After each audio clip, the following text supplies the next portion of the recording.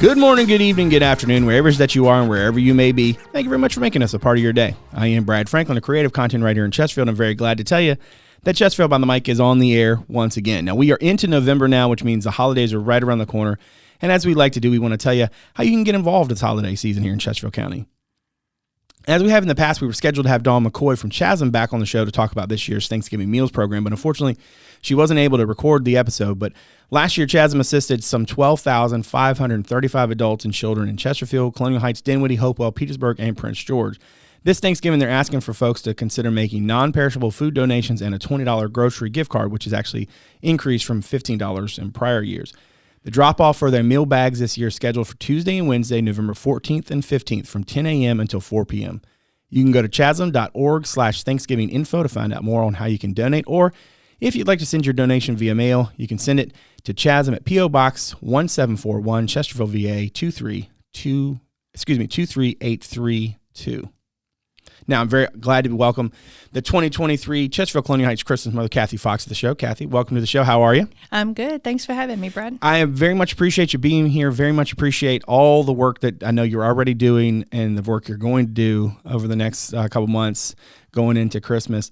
Before we get into the Christmas Mother program, which is we do this show every year, various Christmas mothers, of course, but it just fascinates me to no end. Not just like the mission and just how cool it is, but also the work that you guys put in and how it all comes together.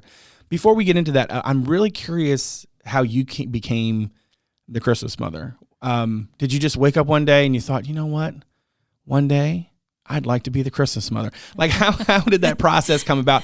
And what was your background with the organization before you found out the good news? Well, it wasn't exactly like that. I worked at Altria for over 30 years, and while there, we volunteered a lot with the Christmas Mother. We sponsored families and volunteered in the center. And around about 2015, a friend of mine who had retired from Altria was working with the Christmas Mother. She called. She's like, you should come get involved with us. Right. So I started working with them in 2015 on the actual committee, holding various positions over the years and doing stuff. And quite literally out loud said many times, "I will never be Christmas Mother." I don't like talking in front of people. It's not really my thing. Famous last words. So here I am.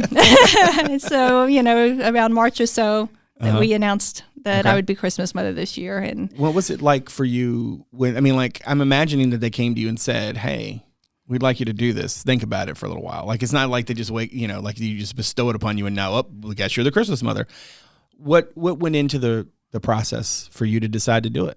Well, they come to you and they build you up. You'd be great. You'd be so good at this, and kind of makes you feel really good. Right. And then you think on the program and what a great program it is, and if I can do another piece to the program to really help it be successful, I should step up and do that this year. And it's actually been a great year. Yeah.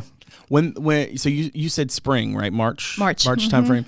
So when does the work start? Was it like the day after you said yes? The work never really stops. That's fair. Yeah, that's fair. The work for Christmas Mother, of course, started the very next day. You start getting calls, you start having to go out and do things, and believe it or not, it is an entire year. It gets really busy right now, as you can imagine. Yeah.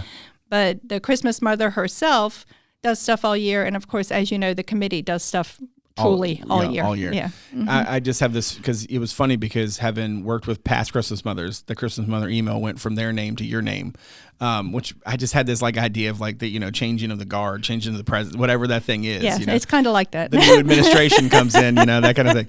Well, let's talk a little about sort of the program. In terms of maybe let's start here for folks who maybe aren't aware, who have not heard the other programs we've done with the Christmas Mother before. Can you tell me a bit about the background of it and what kind of things you guys do? It's really quite an amazing program, and it's got a really long history. It was the committee itself began in 1972 as an outgrowth of work being done by Miss Lucy Core, who is the Director of Social Services, and her friends known as the Lucy Girls. They did basically what we do on a smaller scale, but they would do it closer to Christmas, deliver gifts on Christmas Eve. Right. But it became too much. The need was too great. So in 1972, they started a committee Okay. And that has grown into what we are today. I guess, we celebrated our 50th anniversary last year. Yep. So we are strong and moving. And basically our mission is to provide assistance in the form of new toys, books, and clothing, and food gift cards to qualifying children, family, and seniors as we celebrate the holiday. Now, I know, I feel like every year you guys do a lot of similar things with this, but the truth is that every year's a little bit different, right? And I would imagine, the sort of situation on the ground, so to speak, right? The circumstances at play. Take me through all the various specifics this year and when everything's happened and all that fun stuff. And I know you're past your application deadline now, but maybe you can explain a little bit more about how that process works and what all is coming up. Okay, certainly. I will say to your point about things changing every year, that's never been more true than the past few years. Yeah. Since COVID hit, we've done it different every year. We used to have it down to a science. We knew exactly what we were doing. Right. But then COVID hit, and every year things have been different. This year, fingers knock crossed, on wood, knock on wood, all right? those things, Yeah. yes. We are close to where we were pre-COVID on how we're operating. Cool. Keeping the things we've learned Right, during yeah. COVID, which was a lot of nice stuff. Right. But, operating a little more normal. Mm-hmm. So our applications, like you said, were in September. Okay. They always happen in mid-September.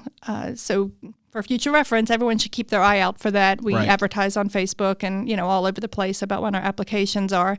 People come in person to the fairgrounds and apply. Mm-hmm. So between when that happens and when we open our Christmas center, our office workers are really busy matching our clients to sponsors, and also figuring out how many of our clients will need to be shopping in our center. Right.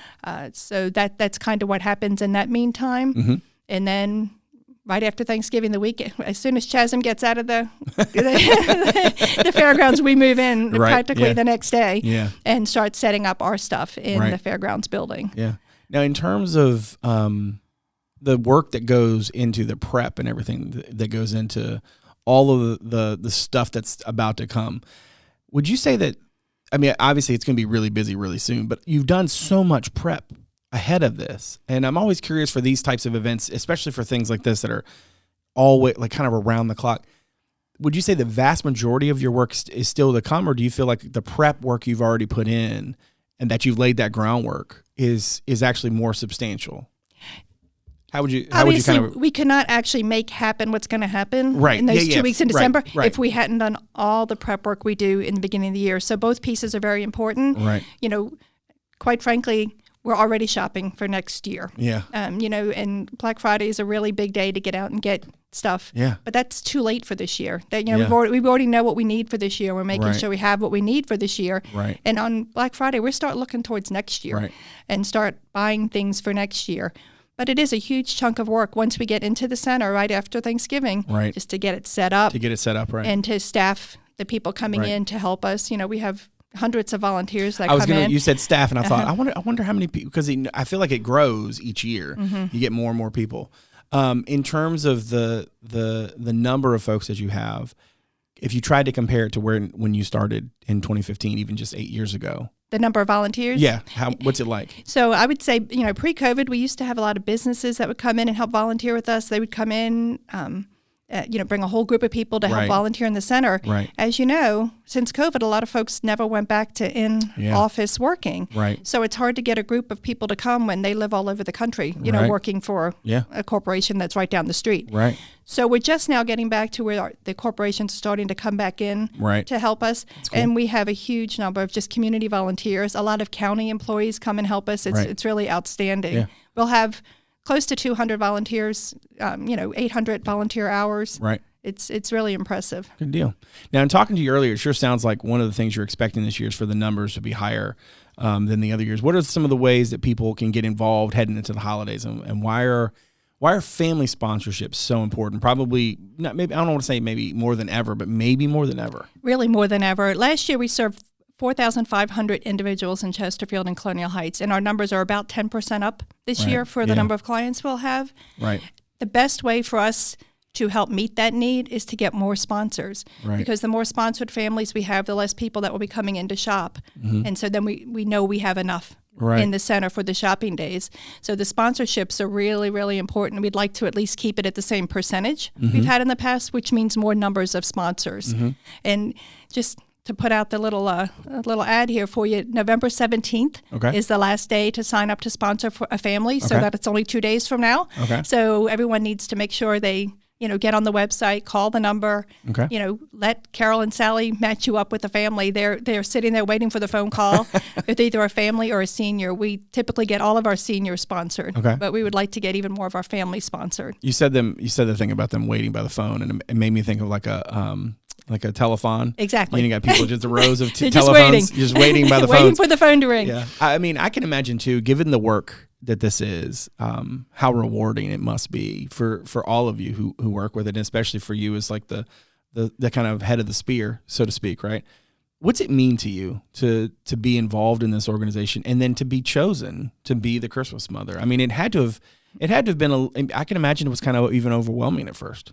It was overwhelming, and it really is quite an honor, even though I tease about how I said I would never do it. It is an honor to do it, and it's so gratifying to be out in the community, and I get to hear all the nice things people say about us, which is great, that I bring it back and share with the committee. Yeah. But it's such an amazing group of volunteers that are on the committee. It's about 70 people, give or take. Right. And they work so hard. There's like 13 different committees, and we work so hard all year. Right. And, it's all for the joy that we provide to these families in the Christmas season. Right. Yeah.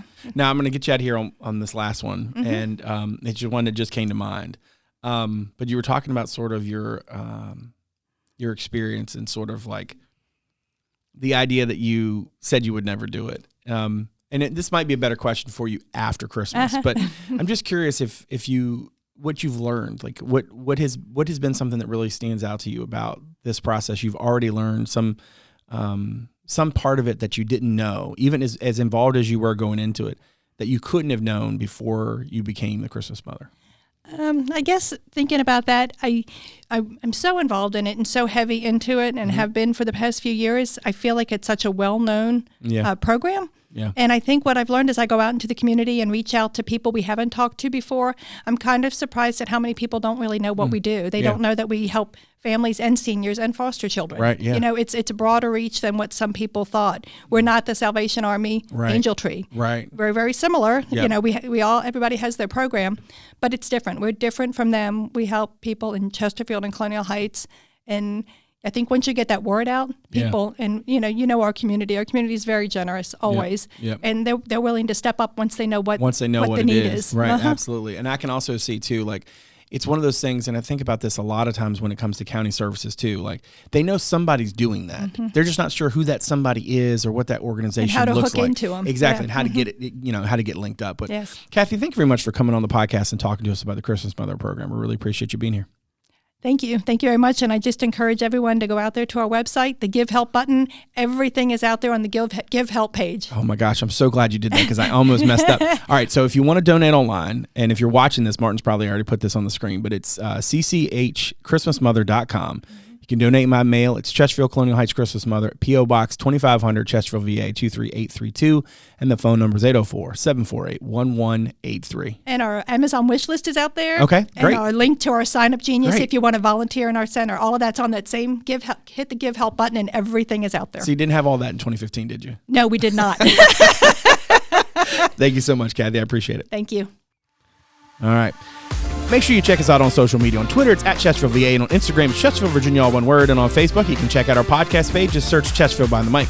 Now, make sure to follow us, subscribe to the podcast on Apple Podcasts, Spotify, Google Podcasts, Overcast, or wherever it is that you get your shows. And if you're so inclined to give us a rating and review, we greatly appreciate it. As always, a video version of our show is available on our YouTube channel, as well as on our website at chesterfield.gov/podcast. That's also where you can submit feedback anytime, make suggestions, or just reach out to us. You can watch the show on WCCT Thursday through Sunday at 7, on the weekends at noon. That's Comcast Channel 98 and Verizon Channel 28. And lastly, you can check out chesterfield.gov/connect with us for more ways to connect with us here in Chesterfield County. My thanks to my director, Martin Stith, my executive producer, Teresa, Bonifas, and all the good folks from Constituent Media Services for all they do. My thanks to you for joining us today. So, from all of us here in Chesterfield, thanks again for making us a part of your day. We'll see you again real soon. Take good care.